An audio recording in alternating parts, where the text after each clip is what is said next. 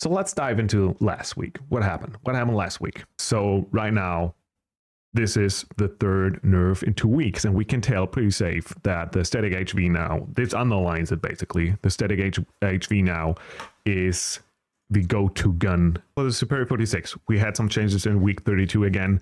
Nerf damage decreased to 26 down from 29, and min damage decreased also to 20 down from 25. All right. Again, static HV, the gun of your choice as your backup gun. It may look pretty close, but if you look into it, this is up to 12.7 meters. So kind of the close range. And then you can have in the same building, one room away from you. This is where the first damage drop-off happens. Like around 13 to 14 meters is where the most close range fights happen. And you see here, first of all, to the first damage drop-off, we even have a right around 50 milliseconds TDK difference here, which is kind of a big deal. And if you consider that the static HV has a much higher fire rate and that it is more forgiving if you miss a shot, then you might want to think about, oh yeah, right, 50 milliseconds, faster fire rate. This is where it comes to the static HV as your choice, right? And if you also consider that the Superior 46 is only good if you really hit chest shots and headshots, then it might become finally evident to you that the static HV right now is the gun of your choice. And I talked about the first damage drop-off for the Superior, so kind of for the very important, statistically most close range fights, the Superior 46 has a damage drop-off and up to 16 meters, which is pretty significant too. The static HV remains is first damage.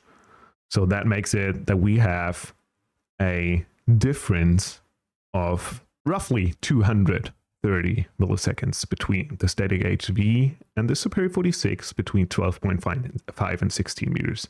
And that is huge. The WSP Stingers have been nerfed. These guns were pretty crazy. As far as I know, they were such a pain in the ass in the South American service. They were swarmed and flooded with a WSP Stinger. They got nerfed too. They are kind of usable up to 7 meters probably. Other than that, I wouldn't recommend these. And again, we had some changes to the RPK. This one is a nerf too. The important part here is they have adjusted their RPK so that it is basically a 3-shot kill now at its max range and not a 2-shot kill, which it was before, as long as you have 1 headshot included in the mix. That brings us to the big information drop of week 32, which was the intel about zombies. Call of Duty pushed out a huge zombies block for Black Ops 6. What you see here is, first of all, we have round-based zombies back. But this is kind of huge because it kind of reminds me of the old days of zombies, and why I think this is cool, they kind of combine round-based zombies with free-to-explore parts of a bigger map, right? You have main quests, you have kind of side quests, and you have to figure it out all by yourself. This is what it was back in the days too. So you were thrown into a map, into a match of zombies with your teammates, and you had to find out what you have to do.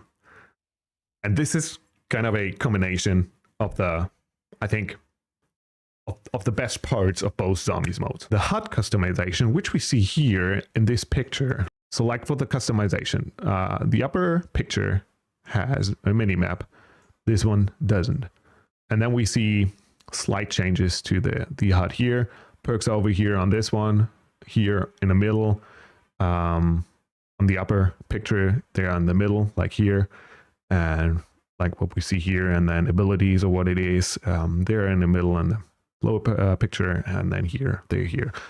What I want to talk about is, and they announced it back in, some weeks ago, that they will have changeable, customizable HUDs, like for your personal preference. As far as I know, make it even bigger, have bigger symbols and whatnot, and yeah, pull it everywhere on your screen. So pretty nice touch, I think. It adds a bit more of accessibility to the game. Cool. We saw a little bit of the atmosphere, which is crazy. I think the lightings we saw there, like the map they build, Terminus, that's the name of the map we saw on the big content drop. That was kind of cool. I liked it a lot. Don't get hyped too much. We all know what Call of Duty does. But what you can do too is you just can play by yourself, right? Solo players. And as you might know, they had some changes for that too, which is decent. You can save your maps if you're playing as a solo, and you can pause them. And if your game crashes, you can recover and go back to the point where you left, right? Or where your game crashed. And that is pretty cool. You don't have to go for a crazy grind, midnight, whatever it is. Just save it and come back next day, which is kind of a part. I talked about accessibility and approachability to a game, and this is part of it too. Okay, yes, it doesn't change anything about the skill gap in moving, gunning, stuff like that, but it is kind of catered to the casuals, I think, that come back to the game for 1 or 2 hours, and then they can play it too. Pretty nice. And also, we will have a deeper look into Black Ops 6 Zombies at COD Next. Speaking of which, like the event where we can see full live gameplay for the first time of Black Ops 6 multiplayer, zombies, whatever it is, not Warzone. This is going on August 28th, 12 p.m. Eastern Time. They are streaming it live from Washington, D.C., both on YouTube and Twitch. Go there and check it. I'll probably do some kind of a watch party, if you will. We also have the new guns there. We can see new maps and movement. Let's see how players really will talk about Omni movement if they play the probably final state of Call of Duty Black Ops 6. Then we are probably having potential Warzone intel on COD Next, which may include map reveal. Quite interested in that and in any information we will have there. That's it for today's review of week 32.